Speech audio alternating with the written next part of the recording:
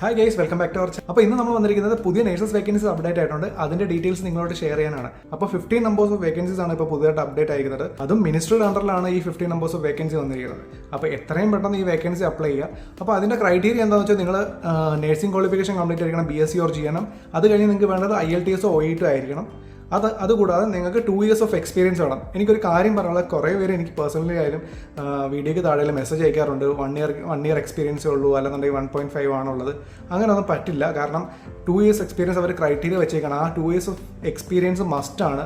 Otherwise നിങ്ങൾ അതിൻ്റെ താഴെ എക്സ്പീരിയൻസ് ആണെന്നുണ്ടെങ്കിൽ അവർ ഓട്ടോമാറ്റിക്കലി അത് റിജക്റ്റ് ചെയ്യും. അതുകൊണ്ടാണ് അവർ ഈ ഒരു ക്രൈറ്റീരിയ വെച്ചേക്കുന്നത്. സോ 2 years ഓഫ് എക്സ്പീരിയൻസ് മസ്റ്റാണ്.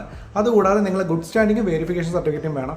അതുകൂടാതെ പോലീസ് ക്ലിയറൻസ് സർട്ടിഫിക്കറ്റ്, ഇതും പാസ്പോർട്ട് സൈസ് ഫോട്ടോയാണ് വേണ്ടത്. അപ്പോൾ ഇത്രയും ഡോക്യുമെന്റ്സ് ആണ് നിങ്ങൾക്ക് മെയിനായിട്ട് വേണ്ടത്. നിങ്ങൾ മാൽദീവ്സിനെ കുറിച്ചിട്ട് അറിയാമല്ലോ. മാൽദീവ്സ് എന്ന് പറഞ്ഞാൽ പല ഐലൻഡുകൾ ചേർന്ന ഒരു രാജ്യമാണ്. അപ്പം നമുക്ക് പ്രോപ്പർ മാലയിൽ തന്നെ വേക്കൻസി കിട്ടുമെന്നൊന്നും പറയാൻ പറ്റത്തില്ല.